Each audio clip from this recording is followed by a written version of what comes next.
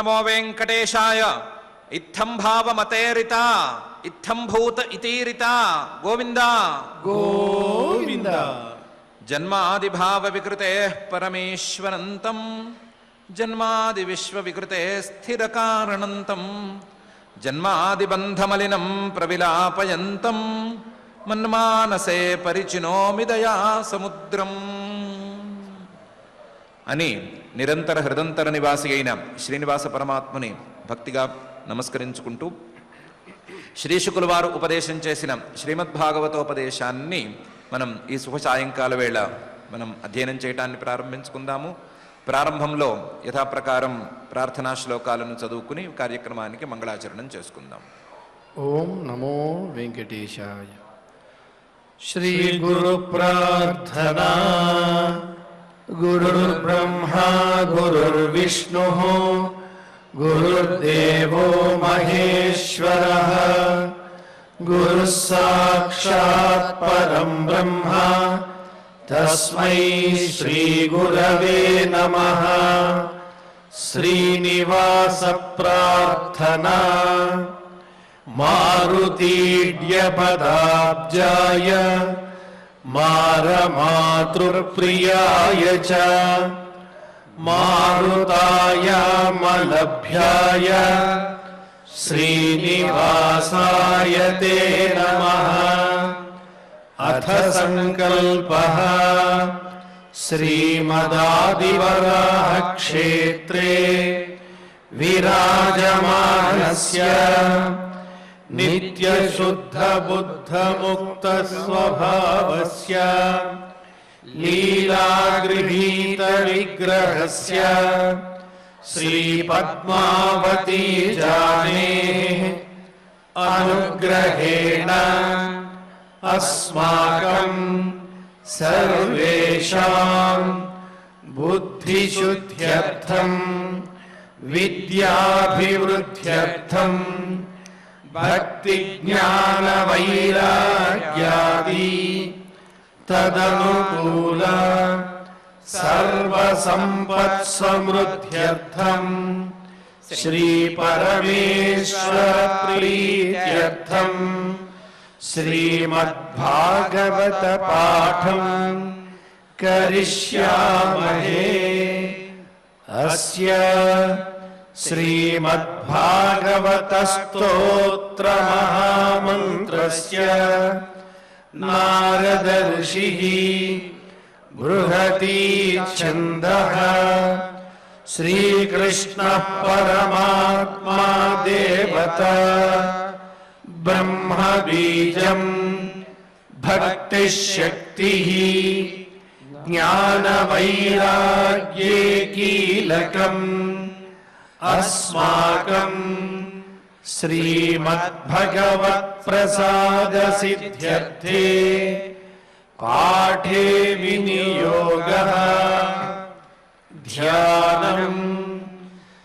నారాయణానల నిధాన పవిత్ర గర్భం శ్రీవ్యాససూత శుక శౌనక శంకుయుక్తం సత్కార పూర్వ చిరసేవన లభ్య భావం జ్ఞానారణిం మథత భాగవతం మహాంతం. శ్రీ గురుభ్యో నమః. శ్రీ శుకుల వారు పరమాత్మ యొక్క విరాట్ పురుషుడు యొక్క స్థూల సూక్ష్మదేహాలను రెండిటినీ చెప్పారు. దాని ద్వారా అర్థం చేసుకోవలసినటువంటి సృష్టిని కూడా సరిగ్గానే చూపించారు. అదేవిధంగా ఈ సృష్టినే ఇంకొక కోణంలో పరమాత్మ బ్రహ్మ విష్ణు మహేశ్వర రూపాలను ధరించి సృష్టి స్థితి లయాలను చేయటం అనేటువంటి అంశంతో పాటు కూడా చూపించారు. చూపించి ఇత్థం భావేన కథితో భగవాన్ భగవత్తమః నేత్థం భావేన హి పరం ద్రష్టుమర్హంతి సూరయః అని పూర్తి చేశారు. ఈ జగజ్జన్మాది కారణత్వం మొదలైనటువంటి లక్షణాలతో పరమాత్మను చెబుతారు. చెప్పటం అనేది ఉపనిషత్తులలో చెప్పటం కూడా ఉంది. యతో వా ఇమాని భూతాని జాయంతే ఏన జాతాని జీవంతి యత్ ప్రయంత్యభిసంవిశంతి తద్విజిజ్ఞాసస్వ తద్బ్రహ్మేతి అని ఉపనిషత్తులలో కూడా చెప్తారు. కానీ అసలు వాస్తవమైనటువంటి రూపం అనేది ఈ సృష్టితోనూ ఈ మాయ తాలూకు ప్రభావాలతోనూ కలిసి ఉండదు అని నేత్థం భావేన హి పరం ద్రష్టుమర్హంతి సూరయః అని కూడా చెప్పారు. నిష్కలం నిష్క్రియం శాంతం నిరవద్యం నిరంజనం అమృతస్య పరం సేతుం దగ్ధేంధనమివానలం అనే ఉపనిషద్ వాక్యాల్లో, ఇలాంటి ఎన్నెన్నో వాక్యాలలో పరమాత్మ యొక్క శుద్ధమైన స్వరూపాన్ని, ఈ సృష్టితో కలవనిటువంటి స్వరూపాన్ని చెప్తారు. ఆ కలవని స్వరూపాన్నే, వాస్తవ స్వరూపాన్నే తెలుసుకోవాలి. ఈ సృష్టి తాలూకు విశేషాలు, ఈ రూపాలన్నిటినీ ఆ నిర్గుణ రూపాన్ని అందుకోవటానికి మెట్ల కింద, సోపానాల కింద వాడుకోవాలి అని నేత్థం భావేన హి పరం ద్రష్టుమర్హంతి సూరయః అని చెప్పారు. ఆ చెప్పిన విషయాన్నే మరొకసారి స్థిరంగా బలంగా చెప్పటం కోసం పై శ్లోకంలో ఇలా అంటున్నారు. నాస్య కర్మణి జన్మాదౌ పరస్యాను విధీయతే కర్తృత్వ ప్రతిషేధార్థం మాయయా ఆరోపితం హి తత్ అని. ఏమండి, మీరు ఈ పరమాత్మ యొక్క లక్షణాలను చెప్పిన తరువాత ఈ పరమాత్మ లక్షణాలను పట్టించుకోవద్దు, ఇది కాదు లక్షణం, వాస్తవమైనటువంటి రూపం దీంతో సంబంధం లేకుండా ఉంది అంటున్నారు కదా. దాని బదులు చెప్పకుండా ఉంటేనే సరిపోయేది కదా. అసలు లక్షణమే చెప్పకపోతే పరమాత్మ యొక్క శుద్ధ స్వరూపాన్నే చెబితే సరిపోయేది కదా అని అంటే, కాదు, దీనికి ఒక ప్రయోజనం ఉంది. పరమాత్మ యొక్క శుద్ధ స్వరూపాన్ని నోటితో చెప్పలేము, నోటితో చెప్పకుండా మరొక విధానంలో ఆ పరమాత్మ శుద్ధ స్వరూపాన్ని వర్ణించుకోవాలి. ఆ వర్ణించే విధానం ఈ సృష్టిని వర్ణించి ఈ సృష్టికి కర్త పరమాత్మే అని చెప్పి వాస్తవానికి ఈ కర్తృత్వం పరమాత్మకు లేదు అని చెప్పటమే. దీన్నే అధ్యారోపాపవాదాభ్యాం నిష్ప్రపంచం ప్రపంచ్యతే అనే తీరులో పెద్దలు చెప్తారు. ముందు సృష్టి ఉంది, ఉన్న సృష్టిని చూపించాలి. ఈ సృష్టి మొత్తానికి బాధ్యత పరమాత్మదే అని ఒక మాటలో చెప్పాలి. చెప్పి ఈ సృష్టి, ఈ తాలూకు వ్యవహారాలు ఇవన్నీ కూడా మాయ ద్వారా సంక్రమించినాయి అని చెప్పి ఆ మాయికమైన సృష్టికి పరమాత్మకు సంబంధం లేదు అని చెప్పాలి. ఆ సృష్టితో సంబంధం లేని శుద్ధ స్వరూపాన్ని అర్థం చేసుకోమని చెప్పాలి. ఇది తప్ప మరొక దారి లేదు. అందువలన నాస్య కర్మణి జన్మాదౌ పరస్యాను విధీయతే. పరమాత్మను ఒకడిని తీసుకొచ్చి సృష్టికి ఆయనకి సంబంధాన్ని చెప్పటం కోసం ఇది చెప్పట్లేదు. ఆ పరమాత్మకు ఈ సృష్టికి, అంటే ఈ సృష్టిలో ఉండేటువంటి ప్రతి వస్తువు తాలూకు జన్మలకు సంబంధం ఉంది అని చెప్పట్లేదు. పరస్య నాను విధీయతే, దాన్ని వర్ణించటం కోసం చెప్పటం లేదు. ఉన్న సృష్టి ఏదో ఉంది, ఆ సృష్టిని పరమాత్మకు ఒకసారి చూపించి లేదు అని చెప్పటం కోసం చెప్తున్నాము. కర్తృత్వ ప్రతిషేధార్థం ఉచ్యతే. పరమాత్మకు ఈ సృష్టితో సంబంధం లేదు, పరమాత్మ ఈ సృష్టికి కర్త కాడు అని చెప్పడానికి చెప్తున్నాము. ఎందుకు? మాయయా ఆరోపితం హి తత్. ఈ సృష్టి మొత్తం మాయ ద్వారా సంక్రమించింది. అయితే ఆ మాయ ద్వారా వచ్చినటువంటి సృష్టికి పరమాత్మకు సంబంధం ఉండటానికి వీల్లేదు. మాయికమైన సృష్టికి పరమాత్మ కర్త కాడు, కేవలం సాక్షి మాత్రమే అని సాక్షి స్వరూపాన్ని పరిచయం చేయటం కోసం చెప్తున్నాము అని శ్రీ శుక్ల వారు నాస్య కర్మణి జన్మాదౌ పరస్యాను విధీయతే కర్తృత్వ ప్రతిషేధార్థం మాయయా ఆరోపితం హి తత్ అనే శ్లోకంలో అంటున్నారు.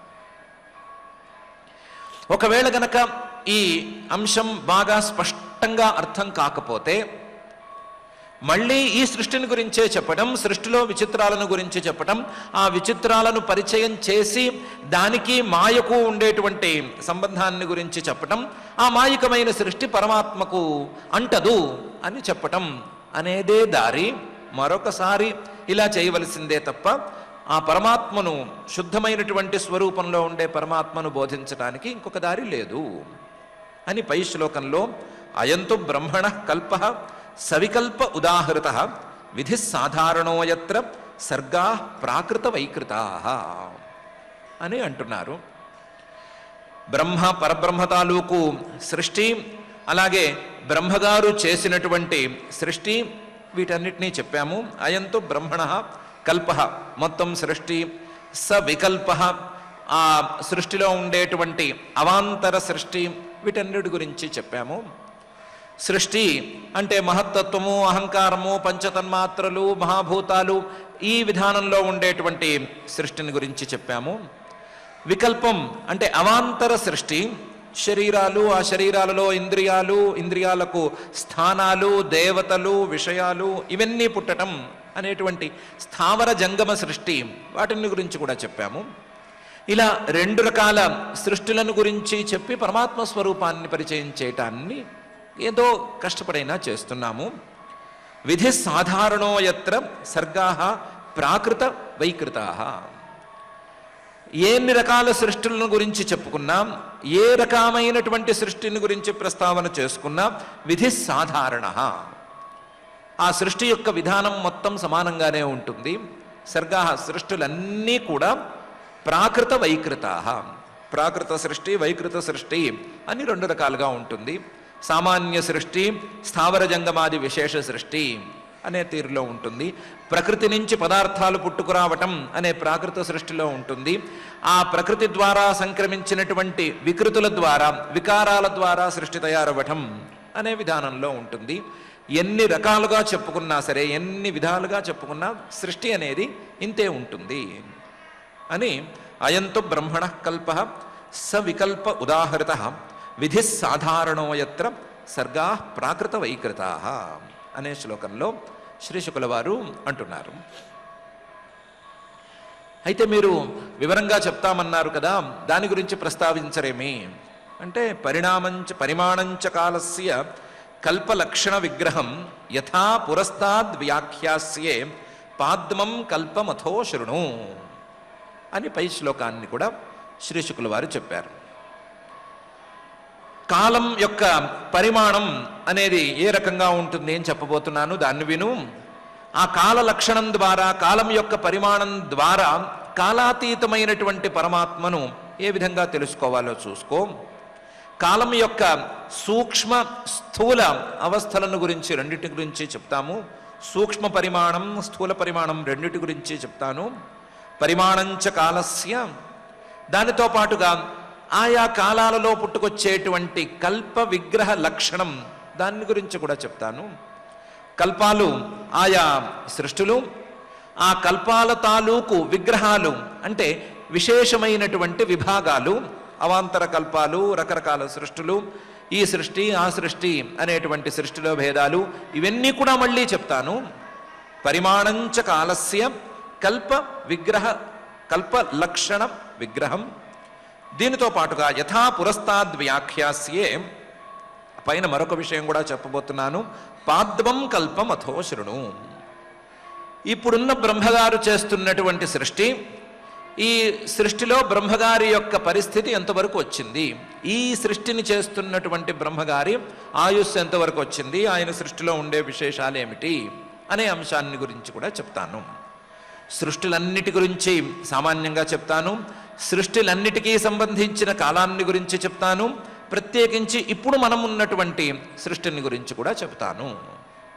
ఆ సృష్టి ద్వారా నీవు పరమాత్మతత్వాన్ని అర్థం చేసుకోవలసింది అని మరొకసారి చెప్తున్నారు. పరిమాణంచ కాలస్య కల్ప లక్షణ విగ్రహం యథా పురస్తాద్ వ్యాఖ్యాస్యే పాద్మం కల్పం అథో శృణు అని.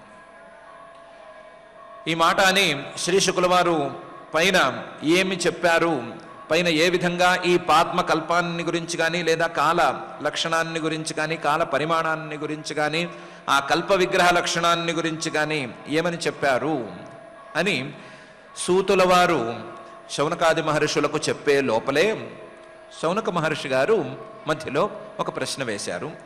శౌనక ఉవాచ యదాహనో భవాన్ సూత క్షత్తా భాగవతోత్తమః చచార తీర్థాని భువః త్యక్త్వా బంధూన్ సుదత్యజాన్ అని మొదలుపెట్టి, అయ్యా నువ్వు చెప్తున్నావు, వింటున్నాను, వింటూ ఉండగా ఒక్కసారిగా నువ్వు చెప్పిన పాత పాయింట్ ఒకటి గుర్తుకొచ్చింది.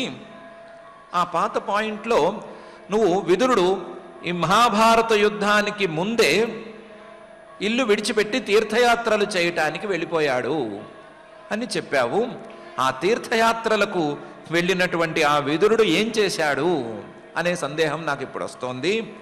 యదాహనో భవాన్, నువ్వే చెప్పావు సూతాం, ఓ సూతుడా, క్షత్త అంటే దాసీపుత్రుడైనటువంటి ఆ విదురుడు, దాసీపుత్రుడు అంటే తక్కువగా చూడటం లేదు, భాగవతోత్తమ, భగవద్భక్తులలో కల్లా కూడా శ్రేష్ఠుడైన వాడు ఆయన.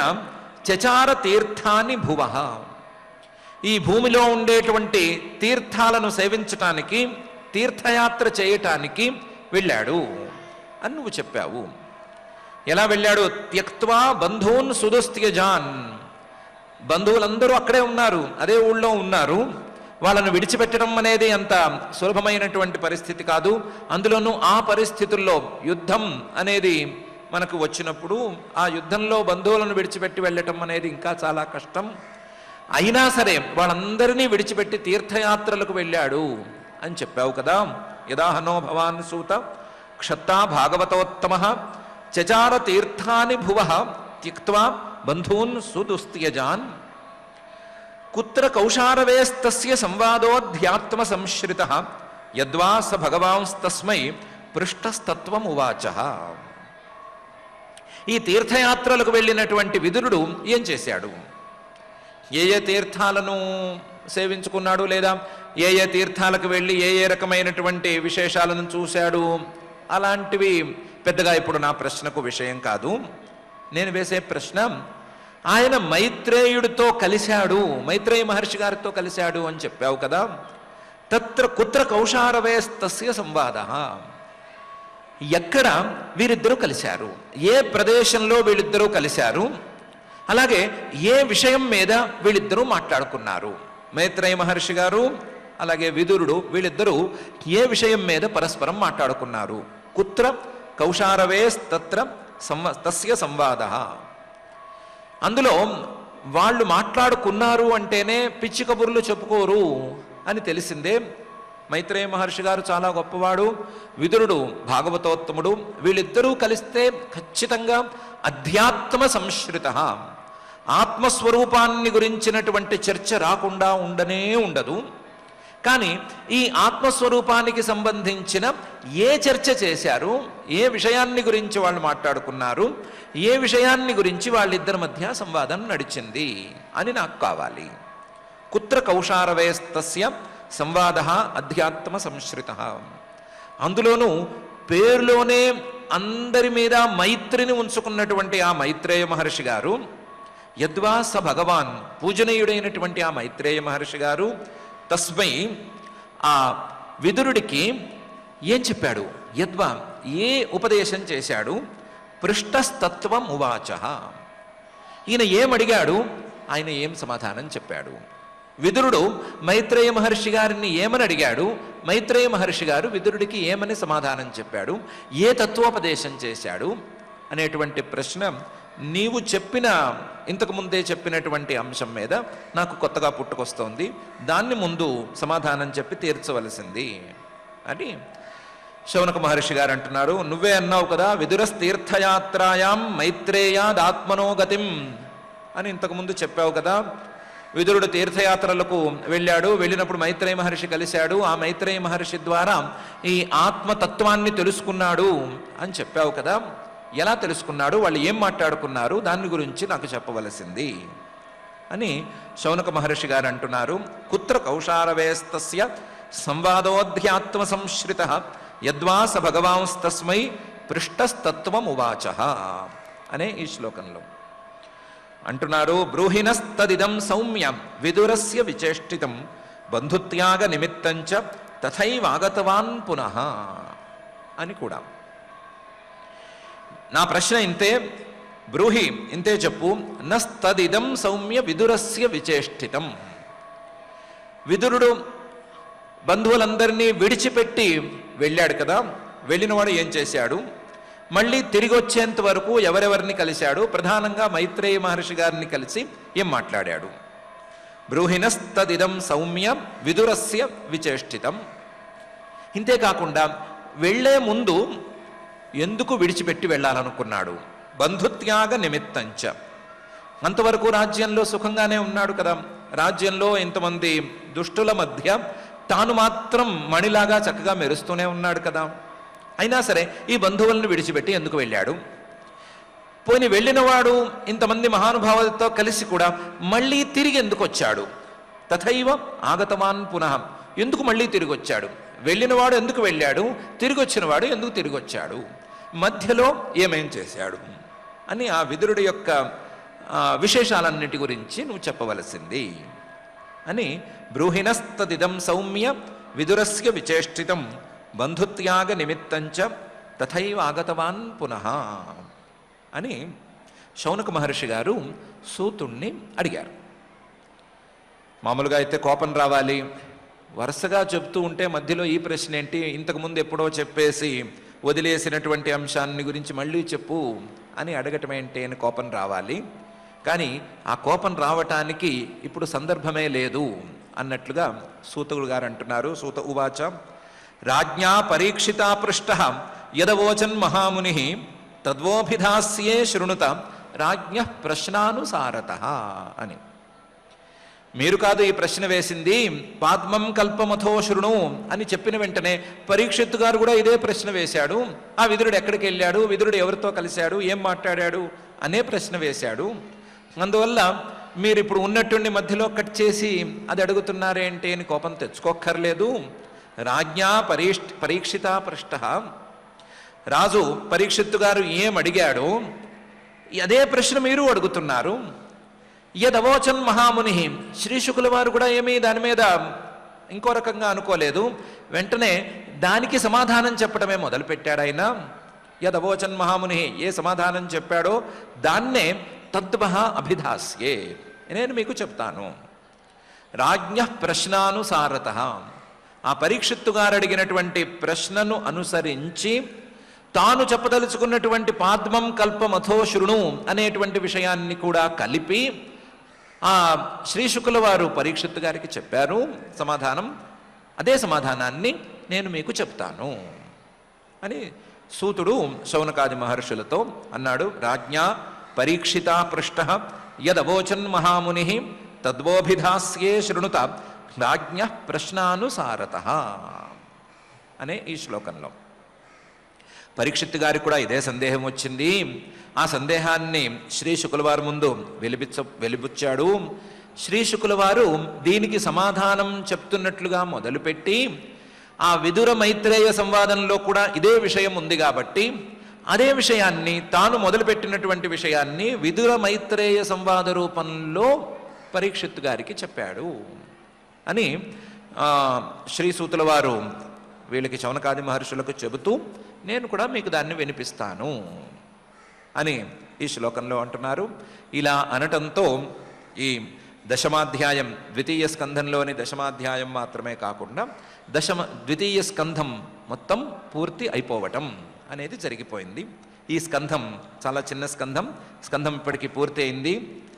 ఈ స్కంధంలో ఉండేటువంటి విషయాలను పోతన గారు తన తెలుగు భారతంలో శ్రీ మహాభాగవత పురాణమునందు పరీక్షిత్తుతోడ శుకయోగి భాషించుటయు భాగవత పురాణ వైభవంబును ఖట్వాంగు మోక్ష ప్రకారంబును ధారణాయోగ విషయంబున శ్రీ మహావిష్ణుని శ్రీపాదాద్యవయవంబుల సర్వలోకంబులూనున్న తెరంగును సత్పురుష వృత్తియు మోక్ష వ్యతిరిక్త సర్వకర్మఫలప్రద దేవతా భజన ప్రకారంబును రాజప్రశ్నంబును శుకయోగి శ్రీహరి స్తోత్రంబు సేయుటయు వాసుదేవ ప్రసాదంబునం జదుర్ముఖుడు బ్రహ్మాధిపత్యంబు బడయుటయు శ్రీహరి వలన బ్రహ్మరుద్రాది లోక ప్రపంచంబు పుట్టుటయు శ్రీమన్నారాయణ దివ్య లీలావతార పరంపరా వైభవ వృత్తాంత సూచనంబును భాగవత వైభవంబును పరీక్షిత్తు శుకయోగి నడిగిన ప్రపంచాది ప్రశ్నంబులును నందు శ్రీహరి ప్రధానకర్తయని తద్వృత్తాంతంబు చెప్పుటయు భగవద్భక్తి వైభవంబున బ్రహ్మ తపశ్చరణంబుకున్ ప్రసన్నుండురై హరి వైకుంఠ నగరంబుతోడ ప్రసన్నుండైన స్తోత్రంబు చేసి తత్ప్రసాదంబునం దన్ మహిమంబు వినుటయు వాసుదేవుండానతిచ్చిన ప్రకారంబున బ్రహ్మ నారదునికి భాగవత పురాణ ప్రధాన దశ లక్షణంబులు ఉపన్యసించుటయు నారాయణ వైభవంబును జీవాది తత్వ సృష్టియు శ్రీహరి నిత్య విభూత్యాది వర్ణనంబును కల్ప ప్రకారాది సూచనంబును శౌనకుండు విదుర మైత్రేయ సంవాదంబు సెప్పుమని సూతునుడు అడగుటయు అను కథలు గల ద్వితీయ స్కంధము అని చెప్పారు. లిస్ట్ అవుట్ చేసిన దాంట్లో సుమారుగా అన్ని విషయాలు మనం చూసుకున్నవే కాబట్టి ప్రధానంగా శుకుడు అలాగే పరీక్షిత్తు వీళ్ళిద్దరూ కలవటం, కలిసిన తర్వాత వాళ్ళిద్దరికీ సంభాషణ అనేది ప్రారంభమవ్వటం, ఆ సంభాషణలో భాగవత పురాణం యొక్క వైభవాన్ని గురించి శ్రీ శుకుల వారు చెప్పటం, అలాగే ఎవరూ సరే ఆయుస్సు తక్కువగా ఉంది అని బాధపడకుండా ఖట్వాంగ మహారాజు గారి యొక్క వృత్తాంతాన్ని తెలుసుకుని ఉన్న సమయాన్ని సార్థకం చేసుకోవలసింది అని చెప్పటం, అలాగే ధారణ అనేటువంటి యోగాంగాన్ని గురించి ప్రస్తావిస్తూ ఆ ధారణా యోగంలో శ్రీమన్ మహావిష్ణువు యొక్క పాదాద్యవయవాలలో ఆయా లోకాలను భావించుకోవటం అనేటువంటి వృత్తాంతం, అలాగే సత్పురుషులు ఏ విధంగా నడుచుకుంటారు అనేటువంటి విషయం, అలాగే ఎన్నెన్నో ఫలాలను కోరుకునేటువంటి మానవులకు ఆయా ఫలితాలను ఇచ్చేటువంటి పరమాత్మ యొక్క రూపాంతరాలైనటువంటి దేవతలను గురించి ప్రస్తావించటం, అలాగే పరీక్షిత్తు గారు ప్రశ్న వేయటం, ఆ ప్రశ్నకు సమాధానంగా శ్రీ శుకుల వారు సమాధానం చెప్పబోతూ ముందు పరమాత్మ స్తుతి చేసుకోవటం, ఆ స్తుతి చేసిన తరువాత బ్రహ్మగారు వాసుదేవుడి యొక్క అనుగ్రహంతోనే ఈ సృష్టి కార్యాన్ని మొత్తాన్ని చేస్తున్నాడు అనేటువంటి విషయాన్ని చెప్పటం, అలాగే శ్రీహరి తాలూకు అవతారాల గురించినటువంటి సంక్షిప్త ప్రస్తావన, మళ్ళీ భాగవత వైభవం, అలాగే ప్రపంచం అనేటువంటి విషయంలో సృష్టి విషయంలో పరీక్షిత్తు అడిగినటువంటి ప్రశ్నలు, ఆ సృష్టికి శ్రీహరే ప్రధానకర్త అని ముందు ఉపన్యసించటం, శ్రీ శుకుల వారు చెప్పటం, చివరికి ఆ కర్తృత్వం లేదు అని చెప్పడానికే ఇది చెప్తున్నాను అని చెప్పటం, అలాగే బ్రహ్మగారు తపస్సు చేయటం, తపస్సుకి మెచ్చి శ్రీహరి ఆయనకు వైకుంఠ ప్రాప్తినివ్వటం, ఆ వైకుంఠంలో సాక్షాత్కారాన్ని ప్రసాదించటం, ఆ సాక్షాత్కారంతో చతుశ్లోకి భాగవతం అనేటువంటి తీరులో మనం వాడుకునేటువంటి ఉపదేశాన్ని బ్రహ్మగారికి అందించటం, బ్రహ్మగారు ఆ ఉపదేశాన్ని నారదుడికి అందించటం, నారదుడు ఆ దశ లక్షణాలతో ఉండేటువంటి ఈ ఉపదేశాన్ని విస్తరింపజేయమని వేదవ్యాసుల వారికి చెప్పటం, వేదవ్యాసుల వారు చెప్పినటువంటి ఆ దశలక్షణాలతో కూడిన ఉపదేశాన్ని శ్రీ శుకుల వారు పరీక్షిత్తుకు అందించటం అనేటువంటి విషయాలు, అలాగే నారాయణుడి యొక్క వైభవం, ఆయన యొక్క విభుత్వం, అలాగే తత్వాల యొక్క సృష్టి, రెండు విధాలుగా ఉండేటువంటి సృష్టి, స్థూల సృష్టి సూక్ష్మ సృష్టి, అలాగే సృష్టి స్థితి లయాల యొక్క విధానం, అలాగే ఆయన యొక్క విభూతులు, శ్రీహరి యొక్క విభూతులు ఏ విధంగా ఉన్నాయి అనేటువంటి వర్ణనము, అలాగే కల్పాలు వికల్పాలు కాలం వీటి తాలూకు ప్రస్తావన మాత్రం, దానితో పాటుగా విదుర మైత్రేయ సంవాదం గురించి శౌనకాదులు సూతుడిని అడగటం అనేటువంటి విషయాలు ఈ ద్వితీయ స్కంధంలో ఉన్నాయి. శ్రీమద్భాగవతం మొత్తానికి ఉపోద్ఘాత రూపంలో ఉండేటువంటి ఈ భాగంలో మహోపోద్ఘాత రూపంలో ప్రథమ స్కంధం ఉంటూ ఉండగానే ఉపోద్ఘాత రూపంలో ఉండేటువంటి ఈ భాగంలో ఈ ఉపదేశంలో పైన ఏమేమి చెప్పబోతున్నాము అనేటువంటి విషయాలకు సంగ్రహమైనటువంటి సూచనా పట్టిక లాంటిది ఇక్కడ ఇచ్చారు. పైన పరమాత్మ గురించే చెప్పబోతున్నాము, ఆ పరమాత్మను అర్థం చేసుకోవటానికి కావలసినటువంటి విధానాలను గురించే చర్చించబోతున్నాము. అవి కల్ప వికల్పాల్లాంటి విధానాలైనా లేదా లీలావతారాల్లాంటి విధానాలైనా ఏ విధానాలైనా సరే అవన్నీ పరమాత్మ తత్వజ్ఞానానికి తోడ్పడేటట్లుగా ఉండేటట్లుగానే చూసుకుంటున్నాము అనేటువంటి విషయాన్ని ఈ ద్వితీయ స్కంధంలో బలంగా చెప్పారు. ద్వితీయ స్కంధంలో ఈ రకమైనటువంటి సంక్షిప్త ఉపోద్ఘాతం చేసిన తర్వాత తృతీయ స్కంధంలో ఈ కల్ప వికల్పాలను వాటన్నిటి గురించి ప్రస్తావన చేసి ఆ తరువాత హరి యొక్క ఒక అవతారాన్ని కూడా వర్ణన చేసి అలాగే కపిలుడి యొక్క వృత్తాంతము, ఆ కపిల వృత్తాంతంలో వచ్చేటువంటి విశేషాలను చెప్పబోతున్నటువంటి విశేషాలన్నిటికీ ఉపోద్ఘాతంగా ఈ ద్వితీయ స్కంధాన్ని ఉంచారు. ఇలాంటి ద్వితీయ స్కంధాన్ని మనం చాలా శ్రద్ధగానే ఇంతవరకు అధ్యయనం చేసుకున్నాము. అధ్యయనం చేసుకున్నటువంటి అంశాలలో ఈరోజు శ్రీ శుకుల వారు చెప్పినటువంటి ఒక ప్రధానమైన అంశాన్ని మనం గట్టిగా పట్టుకోవలసినటువంటి అవసరం ఉంది. అది పరమాత్మకు అంటించేటువంటి ఏ మాయికమైన ధర్మమైనా సరే, మాయతో వచ్చేటువంటి ఏ ధర్మాన్నైనా సరే మనం పరమాత్మకు అంటగడుతున్నాము అంటే ఆ ధర్మాన్ని తీసేసినటువంటి శుద్ధమైన పరమాత్మతత్వాన్ని తెలుసుకోవటం కోసం.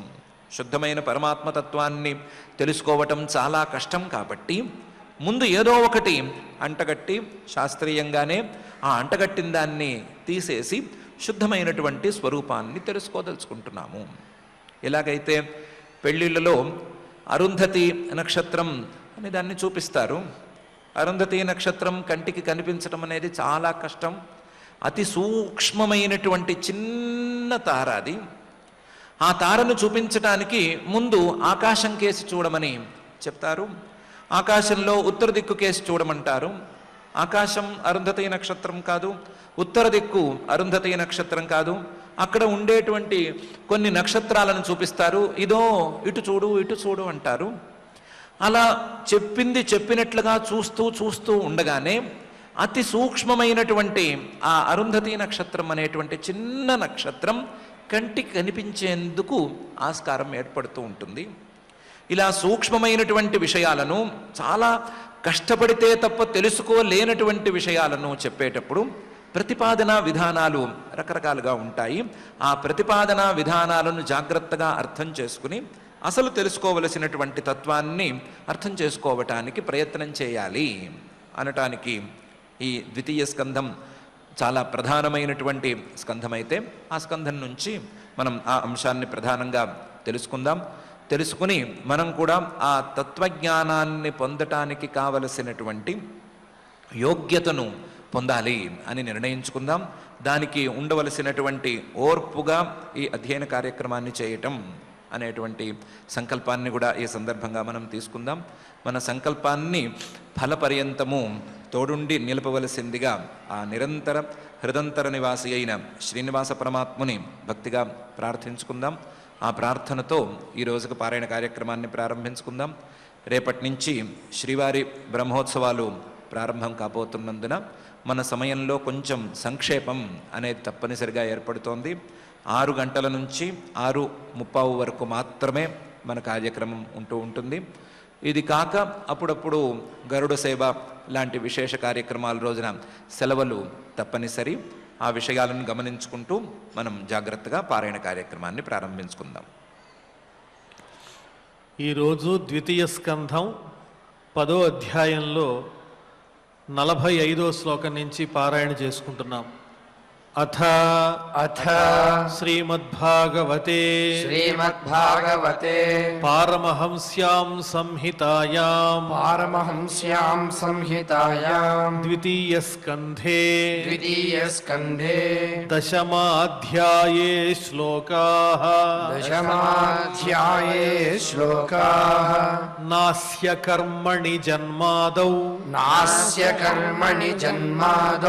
పరస్యానువిధీయతే కర్తృత్వ ప్రతిషేధార్థం మాయయారోపితం హి తత్ అయంతు బ్రహ్మణః కల్పః సవికల్ప ఉదాహృతః విధిః సాధారణో యత్ర సర్గాః ప్రాకృతవైకృతాః పరిమాణంచ కాలస్య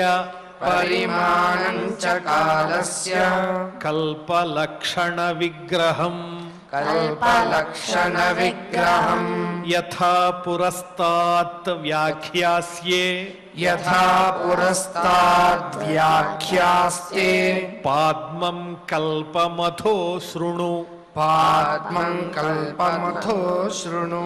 శౌనక ఉవాచ శౌనక ఉవాచ యదాహనో భవాన్ సూత యదాహనో భవాన్ సూత క్షత్తా భాగవతోత్తమః క్షత్తా భాగవతోత్తమః చచార తీర్థాని భువః చచార తీర్థాని భువః త్యక్త్వా బంధూన్ సుదుస్త్యజాన్. త్యక్త్వా బంధూన్ సుదుస్త్యజాన్. కుత్ర కౌషారవేస్తస్య కుత్ర కౌశారవేస్తస్య సంవాదోధ్యాత్మ సంశ్రితః సంవాదోధ్యాత్మ సంశ్రితః యద్వా స భగవాంస్తస్మై యద్వా స భగవాంస్తస్మై పృష్టస్తత్వమువాచః పృష్టస్తత్వమువాచః బ్రూహి నస్తదిదం సౌమ్య బ్రూహి నస్తదిదం సౌమ్య విదురస్య విచేష్టితం విదురస్య విచేష్టితం బంధుత్యాగ నిమిత్తం చ బంధుత్యాగ నిమిత్తం చ తథైవాగతవాన్ పునః. తథైవాగతవాన్ పునః. సూత ఉవాచ సూత ఉవాచ రాజ్ఞా పరీక్షితా పృష్టో రాజ్ఞా పరీక్షితా పృష్టో యదవోచన్ మహామునిః యదవోచన్ మహామునిః తద్వోభిధాస్యే శృణుత తద్వోభిధాస్యే శృణుత రాజ్ఞః ప్రశ్నానుసారతః. రాజ్ఞః ప్రశ్నానుసారతః. ఇది శ్రీమద్భాగవతే ఇది శ్రీమద్భాగవతే పారమహంస్యాం సంహితాయాం పారమహంస్యాం సంహితాయాం ద్వితీయస్కంధే ద్వితీయస్కంధే దశమోऽధ్యాయः. దశమోऽధ్యాయः. ఇతి ఇతి ద్వితీయస్కంధः సమాప్తः. ద్వితీయస్కంధः సమాప్తः. ఓం నమో వెంకటేశాయ. వినుడిపుడు మీరు నన్నడిగిన తిరుగున శుకమునీంద్రకేయు పరీక్షిజ్జనపతి అడిగినను అతడాతనికెరిగించిన విధంబుదగ నిరింగితున్ అని అటు పరీక్షిన్ మహారాజు అదేవిధంగా ఇటు శౌనకాది మహర్షులు ఏదైతే తత్వజ్ఞానం గురించి విదురుడు గురించి అడిగారో అటువంటి విశేషాలన్నిటినీ కూడా మనం రేపటి నుంచి యథావిధిగా ఆచార్యముఖంగా భాగవత ఉపోద్ఘాతాన్ని ఇంతవరకు తెలుసుకున్నాం. ప్రధాన కథలోకి మెల్లమెల్లగా వెళ్ళబోతూ ఉన్నాం. ఇటువంటి అద్భుతమైనటువంటి విషయాన్ని మనం నిరంతరము శ్రద్ధగా తెలుసుకుంటూ ఆ భాగవత తత్వ రహస్యాన్ని అందుకుంటూ దానికి కావలసినటువంటి బుద్ధిశక్తిని ప్రసాదించమని ఆ దేవదేవుని మనఃపూర్వకంగా అందరం శ్రద్ధతో కోరుకుంటూ నేడు కూడా యథావిధిగా అందరం క్షమాప్రార్థన దగ్గర నుంచి మంగళ శ్లోకం వరకు పలికి మంగళాంతంగా నేటి అధ్యయన కార్యక్రమానికి పరిసమాప్తిని పలుకుదాం. అథ క్షమా ప్రార్థనా యదక్షరపదభ్రష్టం మాత్రాహీనం చ యద్భవేత్ తత్సర్వం క్షమ్యతాం దేవ నారాయణ నమోస్తుతే. అథ భగవత్సమర్పణం కాయేన వాచా మనసేంద్రియైర్వా బుద్ధ్యాత్మనా వా ప్రకృతే స్వభావాత్ కరోమి యద్యత్ సకలం పరస్మై నారాయణాయేతి సమర్పయామి. అథ లోకక్షేమ ప్రార్థనా సర్వే భవంతు సుఖినః సర్వే సంతు నిరామయాః సర్వే భద్రాణి పశ్యంతు మా కశ్చిద్ దుఃఖభాగ్ భవేత్. అథ మంగళం శ్రియకాంతాయ కళ్యాణ నిధయే నిధయేర్థినాం. శ్రీ వెంకటనివాసాయ శ్రీనివాసాయ మంగళం. Sun Life multi speciality hospital ప్రజలకు నిరంతర వైద్య సేవలు అందిస్తున్న హాస్పిటల్.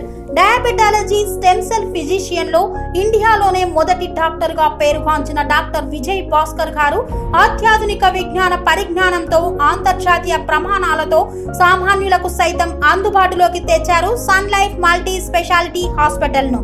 అనుభవజ్ఞులైన వైద్యులతో అన్ని రకాల వైద్య సేవలు, ఆపరేషన్స్, సర్జికల్ ఎమర్జెన్సీలు, ప్లాస్టిక్ సర్జరీలు, చికిత్స అందించనున్నారు. 24 గంటలు అందుబాటులో ఫార్మసీ మరియు అంబులెన్స్ సౌకర్యం కలదు. సంప్రదించండి Sun Life multi speciality hospital, Dhammaiguda. Contact number 8121678234, 9700971100.